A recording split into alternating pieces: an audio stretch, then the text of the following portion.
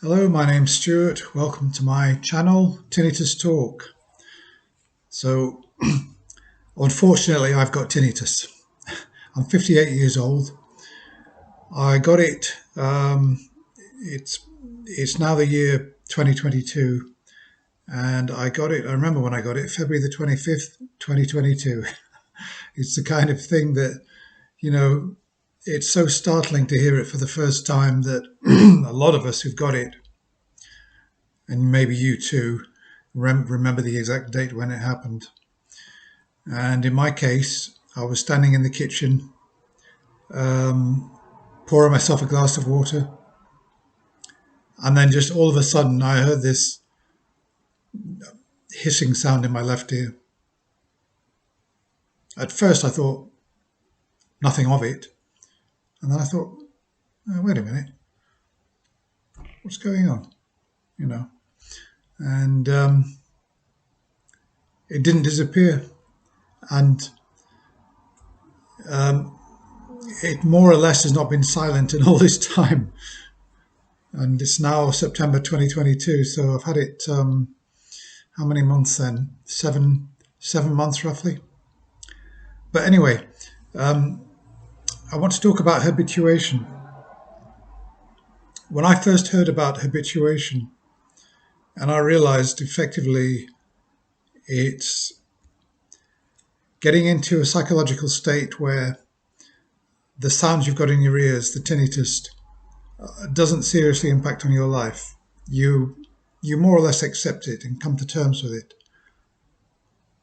When I first got this, I went through some very difficult times because it's like a kind of invasion. It's literally like having somebody following you around and whistling in your ear, something you can't get rid of. And because your head is your most personal space, and you don't get much more personal than in your ear, and there's something in your ear going continuously non-stop.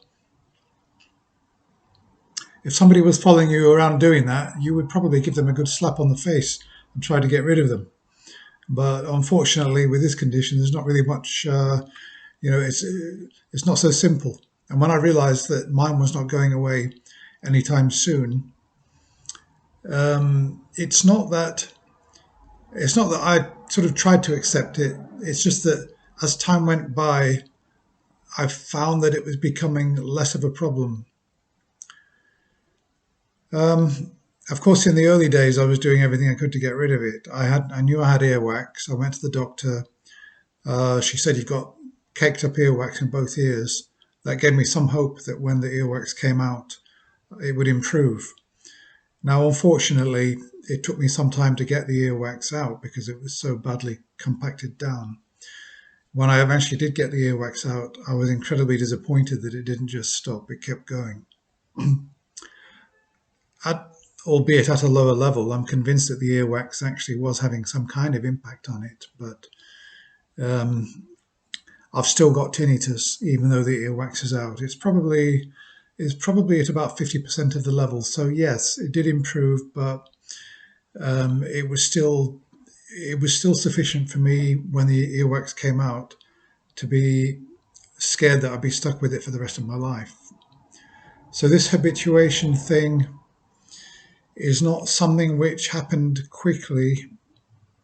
I think probably after about 2 or 3 months, it was starting to become less of a problem, although I'm not convinced that the levels have significantly improved.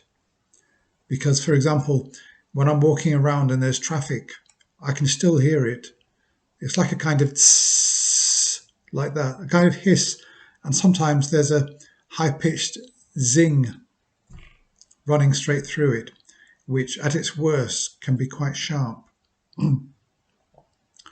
So I eventually, I eventually got to the stage that I'm at now, which is that my tinnitus does not significantly impact my life.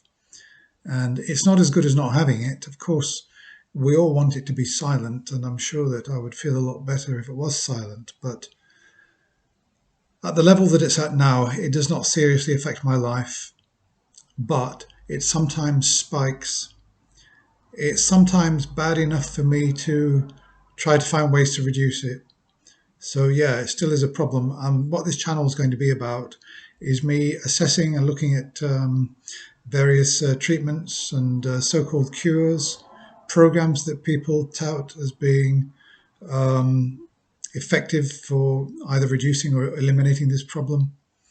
Because one thing that I've learned since I came into this horrible tinnitus world is there are a lot of sufferers out there who will pay a lot of money and throw money at this, hoping to cure it.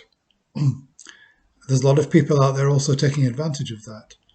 And so I'm going to be doing my best to sift through all the evidence out there and all the treatments to try and find out which are actually worth, if any, spending money on, or which are worth trying. So I hope you'll subscribe to my channel, and I've got lots of ideas about videos to do. And obviously I've joined various forums, I've been reading a lot, I've been absorbing a lot, I've been looking at evidence.